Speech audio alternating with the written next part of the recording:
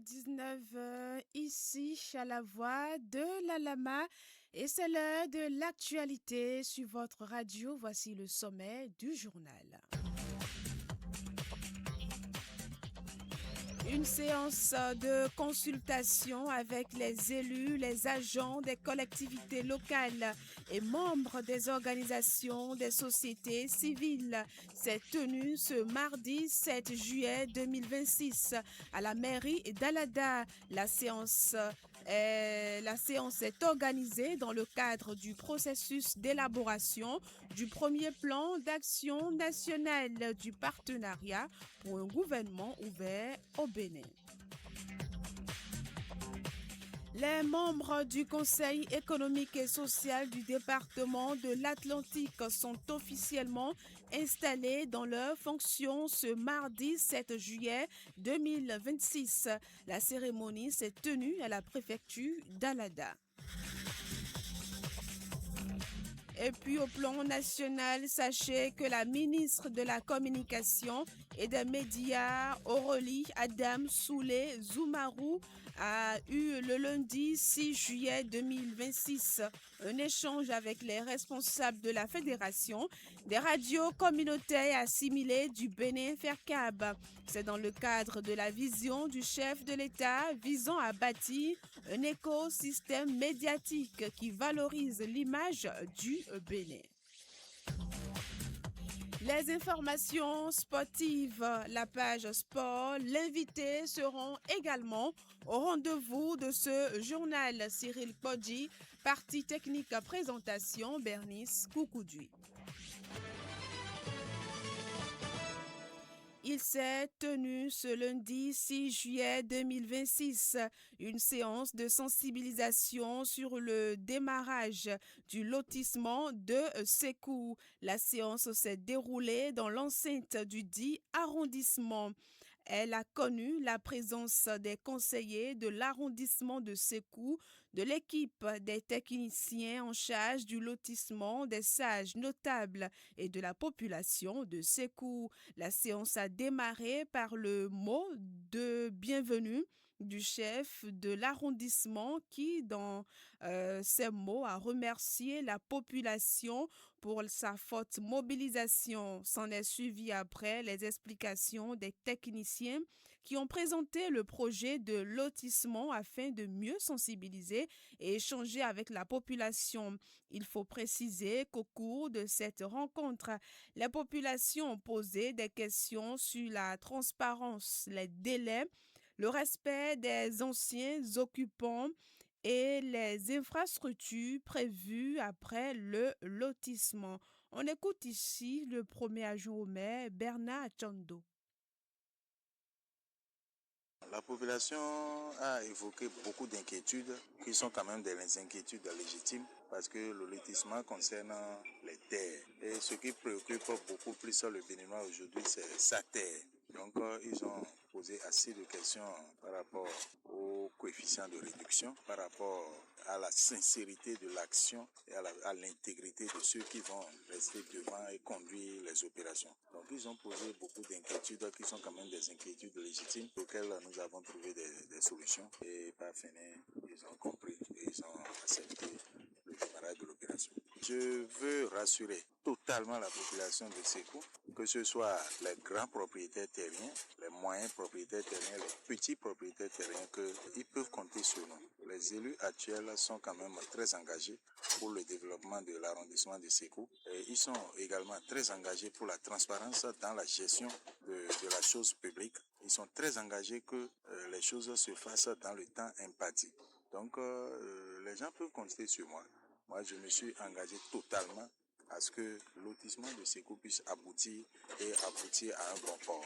Le processus, franchement, j'ai pas du tout d'inquiétude parce que nous sommes dans un pays aujourd'hui de droit où les réformes ont quand même conduit à des stabilités en matière de justice, en matière de droit et en matière de jugement du fautif.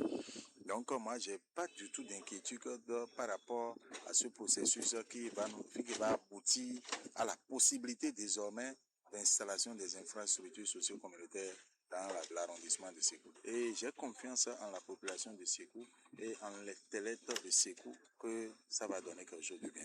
Ils n'ont qu'à nous accompagner, ils n'ont qu'à être avec nous, ils n'ont qu'à nous suivre et surtout que chacun identifie son domaine. Les gens n'ont qu'à mettre des plaques sur leur domaine, que personne ne laisse son domaine non identifié et d'ici quelques années, on va régler tout ça. Le directeur chargé des affaires domaniales de la commune d'Alada parle de l'opération en vue. Karl Adjé. Le lotissement de Sékou est un lotissement qui a démarré depuis 2012 et qui a été suspendu en 2014. Au cours de ces 2 années, l'état des lieux est fait. Un plan de voirie a été élaboré et ce lotissement porte sur 8 secteurs, donc dans l'arrondissement de Sékou, qui est un grand arrondissement dont la population est importante et qui mérite quand même d'être viabilisé. Donc Sékou mérite d'être loti.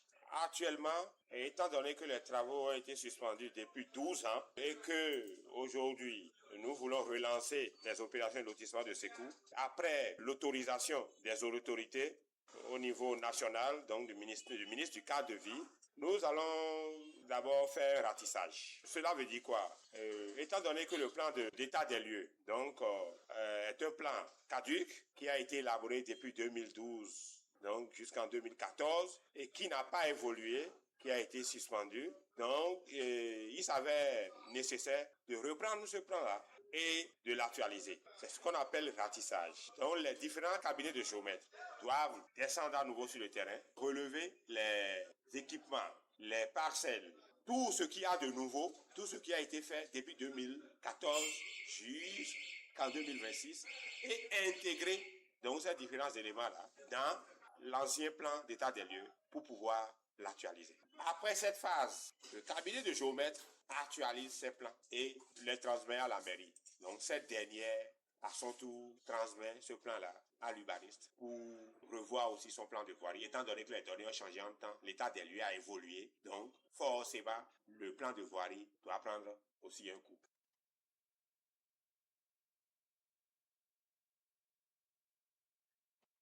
Il s'est tenu à la mairie une séance de consultation avec les élus, les agents des collectivités locales et membres des organisations des sociétés civiles ce mardi 7 juillet 2026.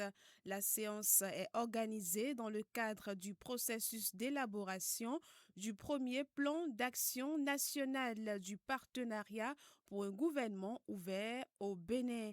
Les travaux ont été lancés par le premier adjoint au maire, Bernard Achondo. Après les quelques mots qui ont précédé mon intervention, j'ai compris qu'il s'agit d'une séance très importante dont l'issue est capitale pour Alada. Et voilà, ce que c'est le travail, le résultat de ce travail d'aujourd'hui qui va refléter la place d'Alada dans le programme national qui sera élaboré à la fin de ces différentes tournées dans les communes. Donc ceux qui sont ici aujourd'hui ont une responsabilité énorme parce que le résultat dépend souvent de la qualité du débat et des interventions. Donc je vais inviter chacun de nous, chacun de ceux qui sont invités à donner le meilleur d'eux-mêmes, à intervenir et à contribuer à un bon résultat qui va sortir de cette journée. Je voudrais inviter chacun à se prononcer, si possible, dans la langue dans laquelle il se sent un peu plus à l'aise pour mieux exprimer son idée. Cela permettra à chacun de s'exprimer librement et de dire exactement ce qu'il doit dire et participer effectivement à cette séance. La délégation du comité technique du partenariat pour un gouvernement ouvert est conduite par le trésorier général de Social Watch Bénin, Romain Aouian. Cette consultation s'inscrit dans une démarche nationale visant à recueillir les priorités, les préoccupations et les propositions des citoyens afin qu'elles contribuent à la définition des futurs engagements du pays en matière de gouvernance ouverte. Aujourd'hui, nous ne sommes pas réunis pour une simple activité de consultation. Nous sommes réunis pour exercer un droit fondamental, celui de participer à la construction des politiques publiques qui impactent notre quotidien. Nous sommes réunis pour affirmer que le développement durable de nos communes et de notre pays ne peut plus être pensé sans la voix des citoyens, sans l'expérience des communautés et sans la contribution active de la société civile. Le gouvernement ouvert repose sur une conviction forte. Les meilleures décisions sont celles qui sont prises avec les citoyens et non uniquement pour les citoyens. La transparence, la participation citoyenne, la redevabilité, l'innovation publique ne sont pas seulement des principes, ce sont les fondements d'un contrat de confiance entre les institutions et les populations. Cette rencontre nous offre donc l'opportunité de transformer les défis que nous vivons dans nos communes en propositions concrètes de réforme, qu'il s'agisse de l'accès aux services publics, de la gestion des ressources publiques, de l'accès à l'information, de la participation des jeunes et des femmes à la prise de décision ou encore de la lutte contre les inégalités. Vos contributions permettront d'orienter les engagements que le Bénin portera dans son premier plan d'action PGO. Cette activité qui se fait dans 23 communes du Bénin reçoit l'appui de la GIZ. Les membres du Conseil économique et social du département de l'Atlantique sont officiellement installés dans leurs fonctions ce mardi 7 juillet 2026. La cérémonie d'installation s'est tenue cet après-midi à la préfecture d'Alada. Pour rappel, ils ont été désignés par le gouvernement en Conseil des ministres du mercredi 1er juillet 2026. La suite de cette édition, c'est après cette coup de pause. La suite.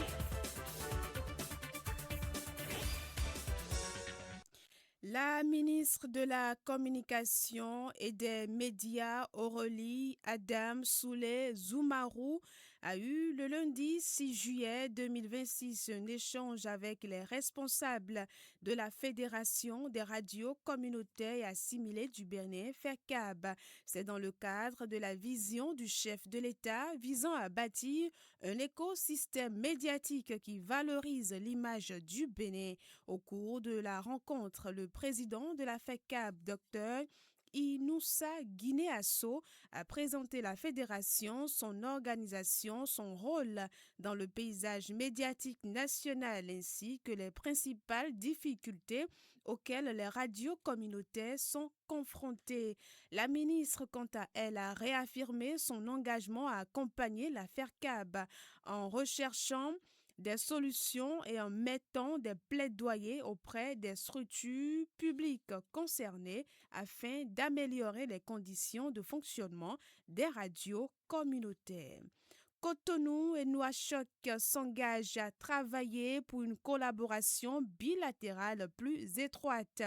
C'est ce qu'il convient de retenir de la visite d'amitié et de travail du président Romuald Wadagne en Mauritanie ce lundi 6 juillet 2026. Reçu par le président Mohamed Ould Cheikh El Ghazouani, le chef de l'État béninois a consacré cette rencontre au renforcement des relations bilatérales et aux grands enjeux qui concernent la sous-région. Au-delà des dossiers bilatéraux, les deux chefs d'État sont convenus de maintenir un dialogue régulier afin de bâtir un partenariat renforcé au service de leur peuple et d'une action concrète sur les enjeux de paix, de stabilité et de développement du continent. La préfecture de Natitengu a rencontré le vendredi 5 juillet 2026 le comité de pilotage des Amata entendait attractivité et du marketing territorial de l'Atakora. L'objectif de la rencontre avec le comité de pilotage est de s'assurer de l'état d'avancement de l'organisation conduite par son coordonnateur.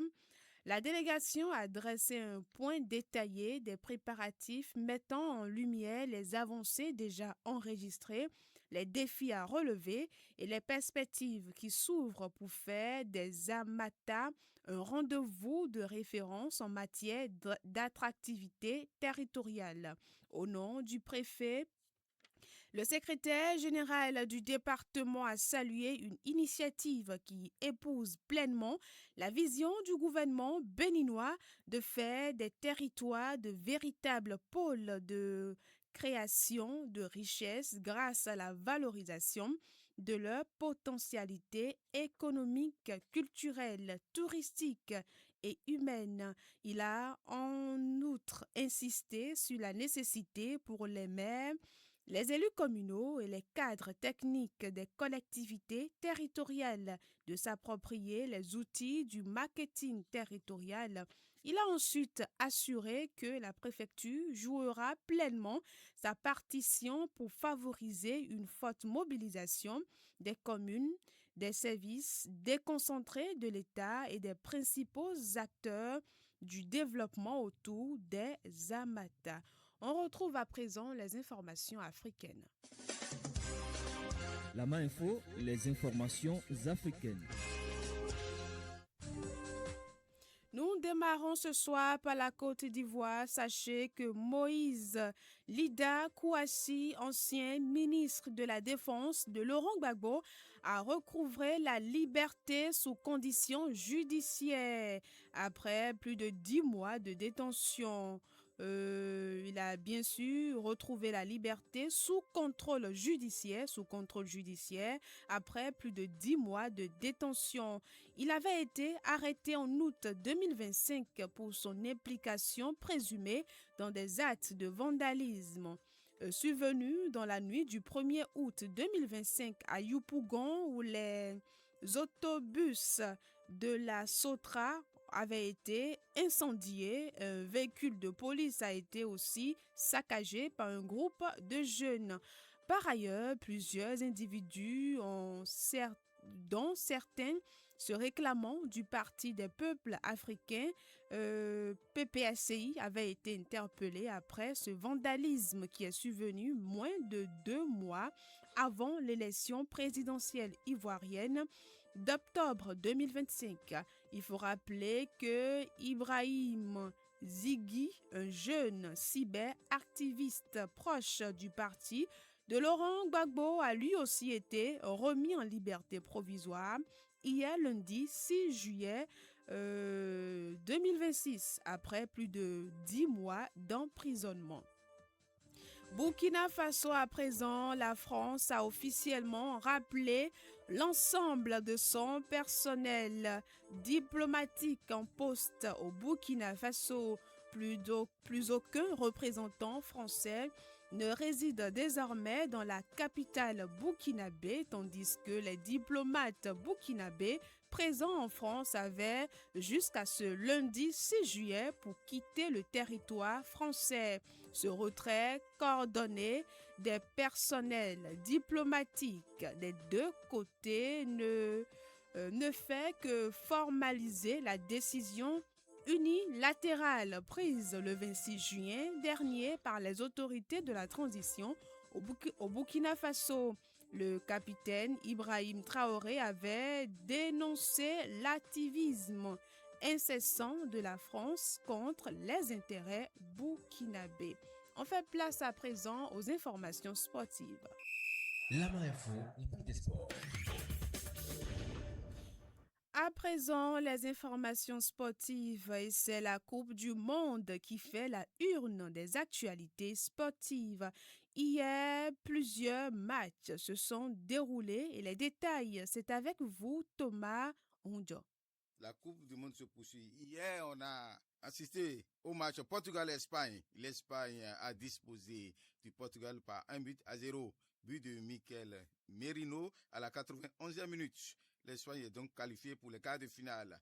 Dans un autre match, les Diables Rouges de Belgique ont joué face aux Américains. Victoire nette et écrasante 4-1 des Diables Rouges sur les Américains. La Belgique est ainsi qualifiée pour les quarts de finale et l'Amérique est éliminée. Un autre match très attrayant qui a suscité beaucoup d'intérêt, c'est le match Angleterre-Mexique. Les Three Lions de l'Angleterre ont disposé du Mexique par 3-2. Réalisation des Anglais, un doublé de l'international anglais Billy Gunn au 36e et 38e minute et de Harry Kane à la 60e minute. Le Mexique a eu pour buteur Julian Quiñones à la 42e minute et Raúl Jiménez à la 61e minute.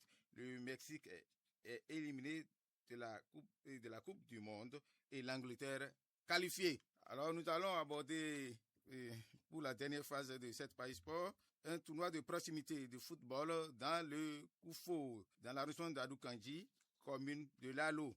Tournoi La Relève qui est à sa 16e édition qui se joue à l'EPP Kainouké. Les matchs joués sont les suivants. Sewakwe bat Lomé 2-1. Kainouké bat Adoukanji 1-0. Awada jouera ce jour contre Sewanou. C'est une correspondance de Adrien Ekpe, président du comité d'organisation. Et on dit merci à Alphonse Mounjo qui m'a envoyé la dépêche. Page invitée. Le rôle des élus locaux dans la lutte contre la pollution, c'est le sujet qui était au cœur du débat de l'émission Lama Info Matin de ce mardi sur la voie de la Lama. Abel Wandekon, coordonnateur de la cellule de participation citoyenne de la commune de Tofo, a rappelé le rôle des chefs village et chefs quartier en l'occurrence. Il a également mis l'accent sur le pouvoir que disposent ces derniers pour accomplir efficacement cette mission. Il est reçu par Arnaud Agbozo. Je vois que les maires font beaucoup parce que dès que vous voulez, un maire veut signer une autorisation de manifestation, vous allez voir, il signale toujours dedans. Donc ça veut dire que au niveau de la mairie, le maire est conscient sur les dangers que court la population, sa population, lorsque le bruit dépasse, lorsque le bruit ne respecte pas les tests. C'est au niveau des arrondissements, au niveau des villages qu'il faut veiller sur ça. Parce que lorsque le maire donne l'autorisation, il envoie toujours copie au CV, au CA. Vous voyez? Donc le CV de la zone, normalement, devait être le galant, dépêcher quand même une équipe pour aller dire non, à l'heure là, vous n'avez pas le droit de faire ci, faire ça. Parce que c'est sa localité, c'est sa population. Le premier citoyen du village, c'est le chef village qui doit veiller sur le bien-être de la population, de sa localité. D'accord? Donc, lorsqu'on fait du bruit et que ça dépasse, et lui là déjà la copie de l'autorisation, il va les voir pour dire, franchement, ça ne va pas. Calmez et après, vous pouvez reprendre. Il y a les heures qu'on devait respecter. Et lorsque ceux-là ne respectent pas, c'est en ce moment qu'il peut faire appel à la police.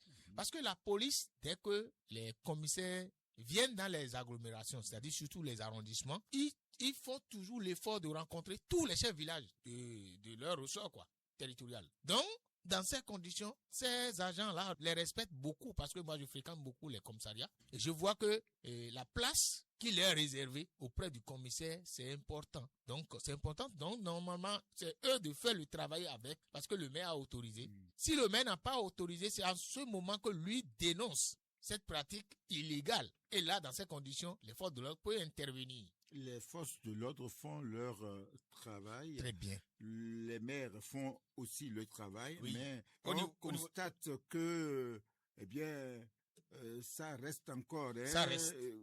Est-ce qu'on pourra dire que les réglementations existantes sont suffisamment appliquées? Non, ce n'est pas appliqué au village parce que j'ai déjà donné quand même là où ça accroche. C'est au niveau village que ça accroche. Parce que, excusez-moi beaucoup, pas mal de nos chefs villages là ne savent pas que le premier citoyen du village qui doit veiller sur la santé, la sécurité, le développement, les initiatives du village incombe sa responsabilité. Tout le monde n'a pas encore compris ça. Oui, est-ce qu'à leur niveau, c'est la peur ou bien ils ne maîtrisent pas réellement les réglementations en vigueur? Il y a d'abord la non-maîtrise de ces droits en tant que chef village. Deuxième chose, il faut préserver l'électorat. Si c'est eux qui m'ont mis là, si je ne sais pas faire demain là, je serai plus chef village. Troisième chose, le copinage. C'est mon ami, c'est mon frère. Je ne peux pas le dénoncer. Vous voyez, les trois réunis, on tombe toujours dans l'impasse, on tombe toujours dans la non-application de la loi. Donc, vous n'avez pas vu dans ce pays où nous étions dans l'impunité. Vous pouvez faire quelque chose, on ne vous punit pas. Mais aujourd'hui, il y a un chef village qui est un chef de l'État qui est venu là dire, moi, je ne vais pas laisser les choses continuer comme ça. Et aujourd'hui, tout le monde est puni. Lorsque vous tombez au travail de la loi, on vous punit rapidement. C'est la même chose qu'on peut faire au village. Le chef village doit savoir que il est le galant de sa localité et que c'est lui qui va normalement agir pour que on puisse respecter rigoureusement la loi qui est votée à Porto Novo dans son village. Il est en même temps le chef de l'assemblée, c'est-à-dire le président de l'assemblée dans son village, le chef de l'État dans son village, le maire dans son village. C'est ça, il représente tout, la police même dans son village. Est-ce qu'ils ont vraiment la main pour jouer tout ce rôle-là? Qui a dit qu'ils n'ont pas la main? La loi, lorsque la loi me donne l'autorisation sur ma responsabilité, je dois au moins jouir de ma responsabilité. Parce que lorsque vous lisez bien le code de l'administration territoriale, vous allez voir le rôle que le maire doit jouer, on a écrit dedans. Le rôle que le chef d'arrondissement doit jouer, on a écrit. Le rôle que le chef de village doit jouer, on a écrit dedans. Il n'a qu'à aller lire ses attributions. Et lorsque quelqu'un piétine ses attributions, il peut réagir conformément à la loi. La loi ne peut pas me donner un privilège et je vais laisser pour dire nous allons faire par copinage. Non. Et quelles mesures peuvent-ils mettre en place aujourd'hui pour réduire un tant soit peu ces nuisances sonores? C'est de collaborer avec les forces de l'ordre, premièrement. C'est de collaborer avec les forces de l'ordre lorsque ça ne va pas, les toucher pour dire mais ça ne va pas ici. Et eux, ils vont agir. Vous n'avez pas vu à Cotonou, à un moment donné, on a ramassé les instruments de sonorisation, on a même fermé même des lieux de culte. Vous n'avez pas vu? Ça veut dire ça perturbe. Pourquoi ça ne peut pas se passer comme ça dans nos localités? Exactement, c'est ce que je vous dis. À Tofor, on peut le faire. À Lada, on peut le faire. Si on va le faire, c'est le chef village d'abord qui doit normalement, parce qu'on ne peut pas venir sur un territoire sans le responsable du territoire. Si vous le faites, il va dire non, que vous êtes en train de faire au travers de la loi. Parce que c'est lui le responsable à ce niveau et la loi lui a donné ce privilège-là. Maintenant, si lui-même se cache derrière ces incongruités et il ne cherche pas à respecter la loi, on peut en ce moment, la société civile peut le dénoncer et on peut lui aussi le mettre dans les complices de ceux qui font ce genre de choses. Donc, normalement, nous tous, on est impliqués dans la non-application de la loi à ce niveau. La société civile est impliquée. Et s'il ne dénonce pas, il est complice. Le chef village est impliqué. S'il ne dénonce pas, il est complice. Le chef d'arrondissement, je laisse le maire. Le maire a trop de tâches à faire, mais le chef d'arrondissement, le chef village, la société civile de la zone sont complices lorsqu'on n'applique pas les tests. C'est sur la page invitée que nous refermons ce journal. Cyril Podji, partie technique présentation, Bernice Koukoudoui. Merci de nous avoir suivis.